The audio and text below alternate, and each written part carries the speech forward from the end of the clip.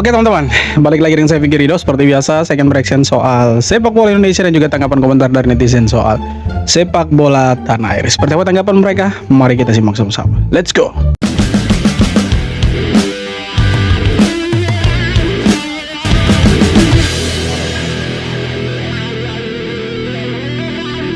STY tiba-tiba diganti di tengah jalan sempat buat Ragnar kebingungan. Ragnar Orakmangun akhirnya angkat bicara soal pemecatan Ragnar saja kebingungan, apalagi kita. STY. Dalam podcastnya bersama channel YouTube Zigo Sport, dia mengaku bahwa bingung dengan keputusan PSSI mengganti STY di tengah jalan. Saya rasa kita semua memiliki pemikiran yang sama. Kenapa harus sekarang? Namun di sisi lain itu jalan yang kita pilih atau pilihan dari presiden. Tapi apakah ini saat yang tepat untuk mengganti pelatih? Saya pikir itu masalahnya, kata Ragnar. Di sisi lain Ragnar mengatakan bahwa STY adalah sosok yang tepat untuk melatih timnas. Tetapi saya pikir dia cocok dengan tim, tambah Ragnar. STY. Jadi begini teman-teman, ini bukan kita mau membahas soal STY, tapi dengan kekalahan timnas 5-1 kita dipermalukan dan ya bukan hanya dipermalukan, dibantai sama Australia. Ya, ini menunjukkan bahwa pergantian STY dengan alasan komunikasi tidak harmonis dan lain sebagainya, saya pikir itu alasan yang terlalu mengada-ada dan terlalu dibuat-buat. Ya, ini terbukti dengan statementnya Ragnar Orakmangun ketika dia diundang dari salah satu channel YouTube. Di podcastnya dia bilang dia juga bingung kenapa STY diganti di tengah perjalanan. Tapi kembali lagi ini semua keputusannya federasi dan ya presiden ketua PSSI, dia menghormati soal itu. Tapi dengan kekalahan Indonesia atas Australia kemarin 5-1, disinilah kita paham kenapa STY selalu mendatangkan back, selalu meminta PSSI untuk mendatangkan pemain belakang. Sini kita bisa petik hikmahnya kenapa kita harus bermain bertahan kemudian mengandalkan momentum dan kita counter attack. Akhirnya kan kita tahu nih sekarang. Ternyata ini yang dimaksud sama STY dan saya pikir ya kita seperti kena karma ya dari ya kutukan. Kata-kata dari anaknya STY, dia bilang Indonesia akan menyesal karena sudah pecat ayahnya saya. Dan akhirnya kita betul-betul menyesal. Kita dibantai 5-1, padahal kita di GBK kita bisa bermain 0-0 dengan pelatih yang pernah mengantarkan Australia juga bermain di Piala Dunia. Ya, saya pikir ini salah satu karma untuk kita.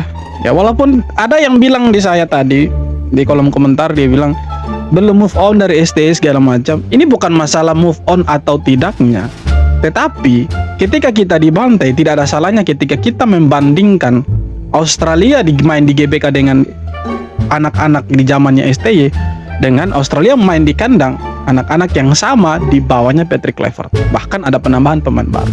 Itulah yang kita sesali, itulah yang kita kritik. Kenapa ada pergantian pelatih di tengah kompetisi? Harusnya ganti pelatih untuk menang. Nah, ini ganti pelatih untuk kalah.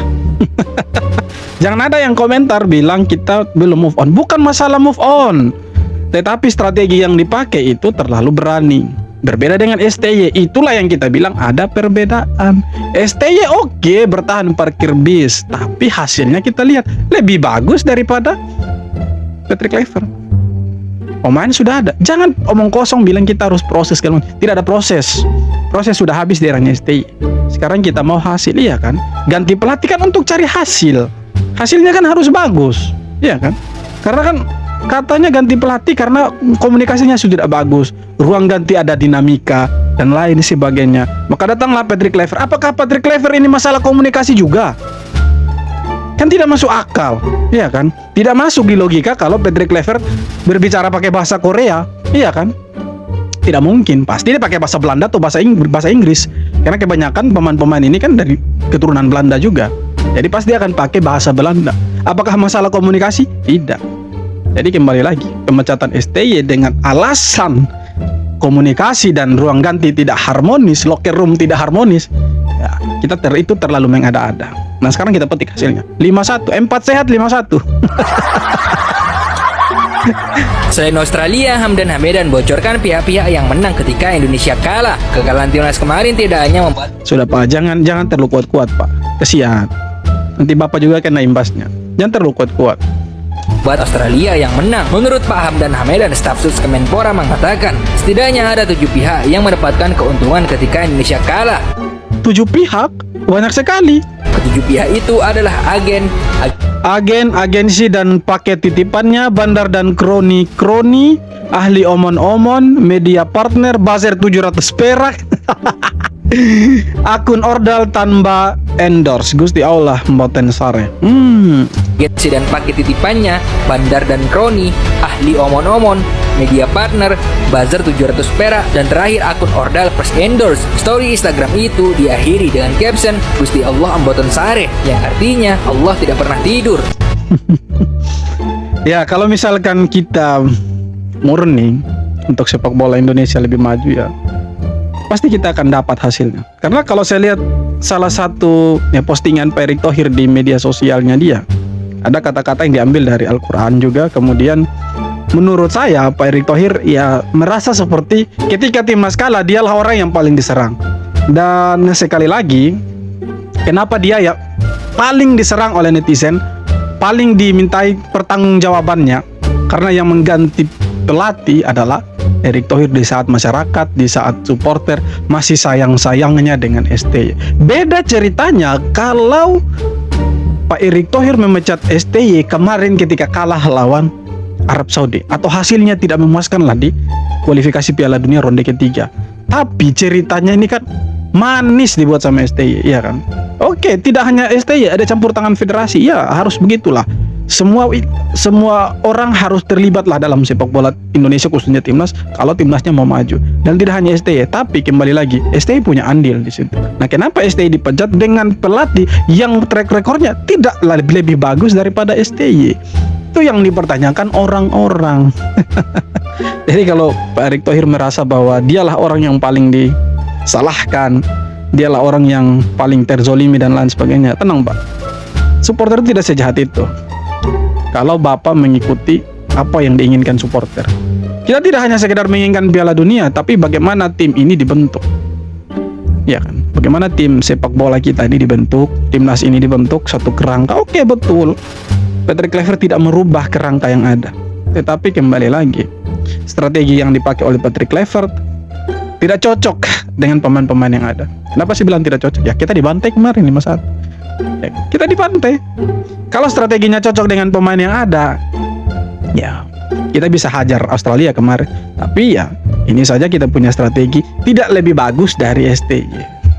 Itulah sebabnya kenapa PSSI dan orang-orangnya, termasuk Pak Erick Thohir, orang-orang yang paling diserang oleh netizen. Jangan bilang kami buzzer, kami supporter yang dukung timnas saat kalah maupun menang.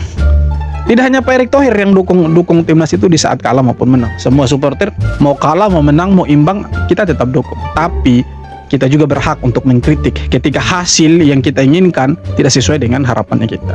Kira-kira begitu. Pergantian pelatih di tengah kualifikasi Piala Dunia tak ubahnya seperti perjudian besar. Sintayong dicopot dengan alasan komunikasi yang kurang efektif dan gaya bermain yang dianggap monoton karena hanya mengandalkan counter attack. Ya, tidak apa-apa counter attack, tapi kan hasilnya kan ada. Daripada total football hasilnya apa? Dibantai, Cok. Kemudian PSSI menunjuk Patrick Kluivert dengan dalih lebih selaras dengan filosofi sepak bola Eropa, mulai dari komunikasi hingga pendekatan taktik. Total football pun auto diimplementasikan menghadapi Australia. Nah, kita ini sedang berubah dan memang luar biasa perubahannya. Kalau mau dibilang istilah tadi Coach RD sangat berani. Dan hasilnya apa? Banyak celah yang harus ditambal jika menerapkan filosofi tersebut. Kenapa selama dipegang Sintayong kita tuh main ngandelin serangan balik? Hari ini mungkin orang tahu jawabannya. Yes, Dan betul. yang harus digarisbawahi di sini adalah timnas Indonesia ditargetkan lolos untuk Piala Dunia 2030 bukan tahun depan, seperti kata exco kebanggaan PSSI. Boleh dong kita tertawa. Terus kenapa diganti di tengah jalan STY-nya? Dengan alasan komunikasi. Coba ada yang bisa jawab, silakan jawab lah. Kalau mau pecat pelatih, setidaknya itu setelah eventnya selesai. Nah, betul Dokter Tirta, setuju saya. Jangan ketika kejadian penting. Nah, itu loh. Betul. Pecat pelatih kok pas menuju kejadian penting. Ini kalau giliran kalah pasti apa? Fans timnas sih ekspektasi tinggi. Loh, tidak, kita ekspektasi tinggi dari kemarin. Kenapa kita bisa ekspektasi tinggi? Karena PSSI yang memberikan harapan itu untuk kita. Makanya tidak salah kalau kita pakai harapan itu untuk timnas ini jauh lebih bagus dari era STY. Begitu. Kan waktu diganti STY dengan Patrick Kluivert, statementnya apa? Pandit-pandit yang mendukung pergantian pelatih itu, apa mereka bilang? Erick Thohir ini tidak bodoh. Erick Thohir ini menggantikan pelatih dengan 3 pelatih sekaligus. Pelatih ini bukan kaleng-kaleng, bukan main-main. Erick Thohir tidak bodoh segala macam. Siapa yang bilang dia bodoh? Tapi yang dipertanyakan oleh masyarakat itu, kenapa diganti di tengah-tengah kompetisi? Kan itu hasilnya apa? Hancur kan? Irfan kalau lagi manggung, si Lukman suruh pergi juga bingung. Ini mana yang main gitar? Ini analogi terbaik. Iya, namanya Noah lagi manggung. Lukman, kamu saya pecat. Bingung Ariel. Ini nyari job di mana kita? Itu analogi terbaik. Itu analogi terbaik. Lebih lucu ada yang bilang kemarin, ada orang pacaran, dia sudah hamil, sudah bawa ke keluarganya sudah sayang segala macam, tiba-tiba diputusin, disuruh pulang, datang pacaran dengan orang yang mandul. Masuk akal juga analogi seperti itu. Iya, kita bawa pelatih yang kita sudah punya pelatih lah yang bagus, yang bisa mengerti dengan ya filosofinya, walaupun bertahan tidak sesuai dengan keinginan orang-orang di seberang sana, tapi ya setidaknya lebih bagus lah dari sebelum-sebelumnya. Ketika digantikan kita berpikir, wah pasti ini lebih bagus dari pelatih sebelumnya. Lah sama saja rupanya tidak jauh lebih bagus. Debut Patrick Kluivert, timnas kalah telak. Dalam gelaran kualifikasi Piala Dunia ronde ketiga, kekalahan telak yang diterima timnas Indonesia ialah saat menjamu Jepang. Saat itu, timnas Indonesia kalah dengan skor 4-0. Hal itu sangat wajar, dikarenakan Jepang adalah tim paling diunggulkan, dan beberapa pemain mengalami cedera. Datang dengan skuad mewah, -2 pemain, yaitu Ragnar Oratmangun dan Justin Hubner, Kluivert tak mampu berbuat banyak.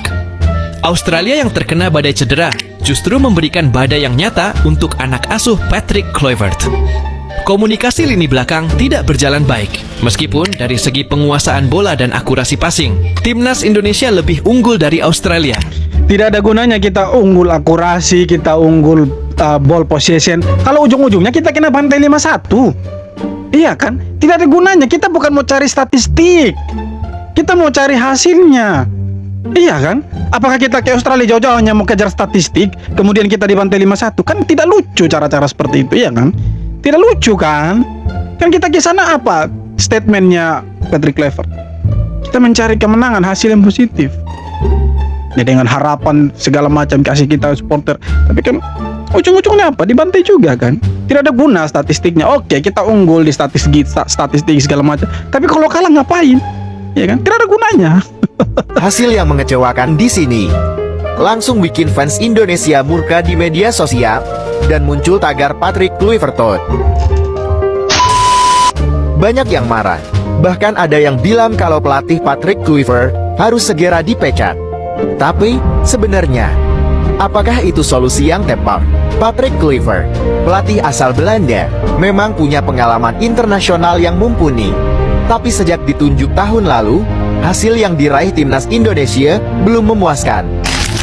Australia memang tim yang jauh lebih kuat, dengan pemain-pemain yang berlaga di liga-liga top Eropa. Bagaimana dengan Indonesia? Penambahan skuad timnas rata-rata diisi dengan pemain naturalisasi yang juga berlaga di kancah Eropa. Tapi, masalahnya bukan hanya soal kalah. Banyak fans yang kecewa dengan strategi Kluivert. Kenapa tim terlihat gak siap? Kenapa pemain-pemain kunci gak tampil maksimal? Di sisi lain, Kluivert punya visi permainan yang lebih modern, menyerang, dan berbasis penguasaan bola. Tapi, filosofi ini butuh waktu untuk berkembang, dan itu pasti susah kalau pemain belum siap atau... Ada yang bilang, ini kan bukan klub tiap hari ketemu, day by day kita ketemu. Ini kan timnas. Waktunya itu mepet dan terbatas. Betul, kita paham soal itu, bukan kita tidak paham. Kita tahu ini bukan klub, ini timnas. Waktu mereka untuk ketemu, untuk menerapkan strategi dan mencari chemistry antara pemain, kemudian bagaimana pelatih menerapkan taktiknya untuk pemain ketika bermain di lapangan, itu kan mepet. Tapi, ada tapinya. Ini kan kau datang dengan kerangka yang sudah ada, ya kan? Terus bukan hanya kau sendiri, ya kan? Ada kau punya asisten, 3 orang. Ngapain mereka? Ya kan? Kalau tidak bisa membantu kau mencari solusi, ngapain ada mereka? Ya kan? Jadi kalau ada yang bilang ini bukan klub, betul kita tahu. Tapi kan kau bukan kerja sendiri. Terus pelatih yang lain buat apa? Iya kan? Itu membuktikan bahwa kita ini tidak siap dengan total football. Iya kan? Harusnya ya bermain seperti yang pemain ini paham strateginya. Bukan tiba-tiba datang, sudah tahu 4 hari mungkin latihannya. Tidak mungkin cocok lah strategi total football dengan pemain. Mungkin pemain-pemain yang ada sekarang, mereka kan terbiasa dengan defense, mengandalkan counter attack. Tiba-tiba dikasih satu strategi yang harus high press, iya kan? Harus bola, ketika kehilangan bola harus high press, harus total football segala macam. Saya pikir itu kan butuh adaptasi yang cukup lama, makan waktu. Ya harusnya jangan juga lah kita terlalu berani untuk menyerang Australia. Dan Australia saya pikir kemarin mereka formasinya bijak sekali. Mereka padahal tuan rumah loh, tapi pakai formasinya formasi bertahan. Kita tamu bermandiri, orang punya rumah berani sekali menyerang duluan. Ya tidak ada salahnya inisiatif duluan untuk menyerang sih, tidak ada salahnya, tapi ya jangan lupa juga untuk bertahan.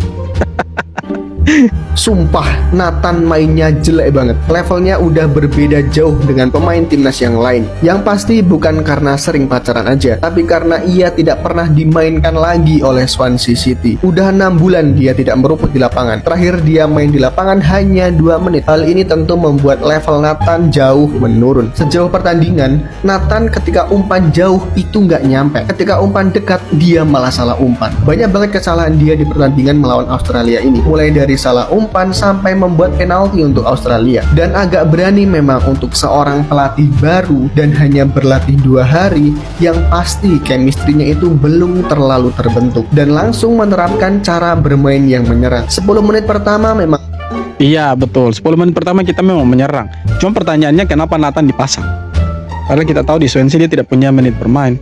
Itulah yang menjadi kekecewaan fans. Kenapa Patrick Kluivert melakukan itu? Kita harus dihukum. Dan oke lah, kita kalah dari Australia, sudahlah kita lupakan itu. Tapi sekali lagi lawan Bahrain dan Cina, ya tidak ada cerita untuk imbang, tidak ada cerita untuk kalah, tidak ada lagi kata-kata yang membuat kita emosi. Harusnya menang, kan harusnya menang. Kita diunggulkan di berbagai posisi, dan walaupun lawan Bahrain tidak mudah, tapi setidaknya harus 3 poin lah, harga mati. Oke teman-teman, sekian video kali ini. Terima kasih banyak sudah nonton, dan jangan lupa untuk like, comment, dan subscribe.